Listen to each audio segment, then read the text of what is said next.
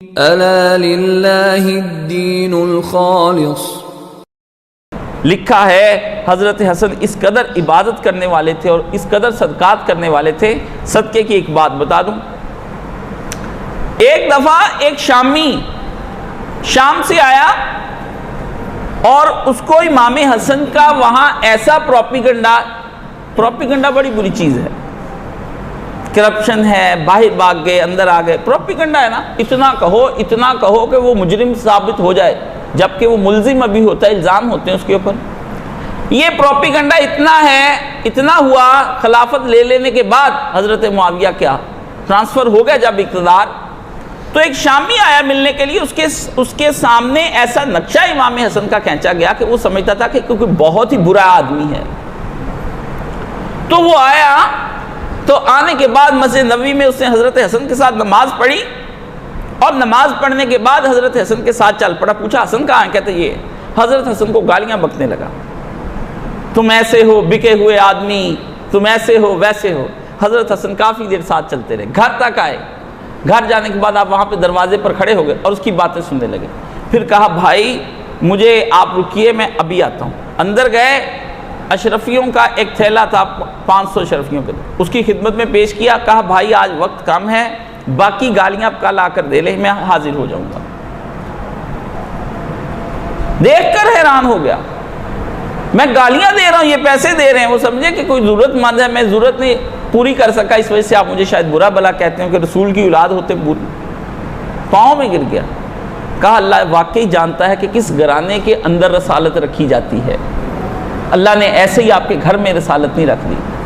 پروپیگنڈے کی تو یہ انتہا ہے۔ اور حسن بانٹ رہے ہیں دولت، وہ جو میں کہتے ہیں جی شرطوں کے اندر رکھا گیا تھا کہ دولت جو ہمیں اتنے ہمارے وظائف، وہ کب انہوں نے خیرات مانگی، ان کا حصہ تھا، خمس لے رہے تھے، مال فیصل لیتے تھے، وہ رسول مقرر کیا، قرآن نے مقرر کیا، اور ساری زندگی دنیا کو قریب پھٹکنے نہ دیا حسن نے۔ اتنی عبادت کرنے والے ہوتے تھے، اتنی عبادت کہ جسم پہ لرزہ طاری ہو گیا۔ لکھتے ہیں، روایت آتی ہے کہ جب حضرت حسن بن علی کان اذا توضا، جب وہ وضو کرتے تو آپ کے جوڑ مبارک ہلنے لگتے، اور کیا وصفر، اور آپ کا رنگ مبارک جو زرد پڑ جاتا۔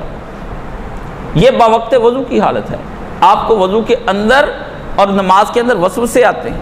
دیکھیں ایسا وضو کیا، جس نے ایسا وضو کیا اس کو وسوسہ کہاں آئے گا، زرد ہو گیا۔ تو ان سے کہا گیا یا حضرت یہ آپ کو کیا ایسی حالت ہو جاتی ہے کہ آپ کا جسم مبارک جو ہے وہ کانپنے لگتا ہے اور جوڑ آپ کے کانپتے ہیں اور آپ پر رنگ زرد پڑ جاتا ہے؟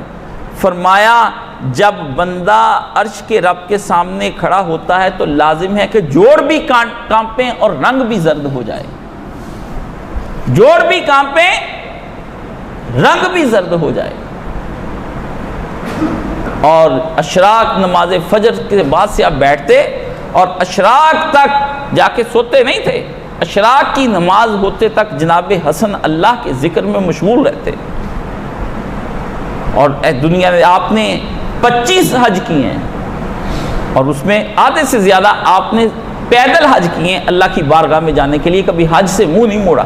کتنی دولت ہے، بیٹھے رہتے اپنے اپنے کاموں میں، نہ عمرے پر جاتے نہ حج پر جاتے ہیں، عیاشیاں کر کر کے کھاتے ہیں۔ جتنا سالانہ آپ ہوٹلوں کے خرچوں پہ اڑاتے ہیں نا، موبائل پہ خرچہ اڑاتے۔ ایک دوست مجھے کہنے لگے میرا جی چاہتا ہے میں حج پر جاؤں، میں نے کہا تو یہ موبائل اور یہ گاڑی بیچ دو تو چلے جاؤ عمرے پر۔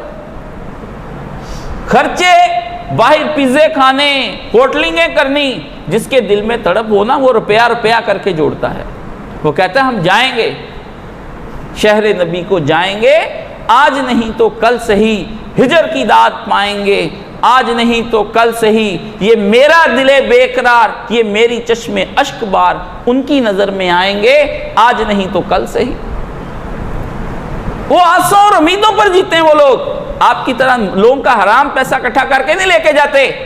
جنہوں نے جانا ہے وہ سائل بند بند کر نہیں جاتے، وہ جوڑتے ہیں، روپیہ کر کے جوڑتے ہیں۔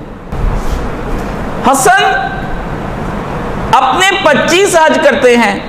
لوگوں نے پوچھا سواری بھی ہے، آپ حج پر کیوں نہیں آپ سواری پر بیٹھ کر جاتے؟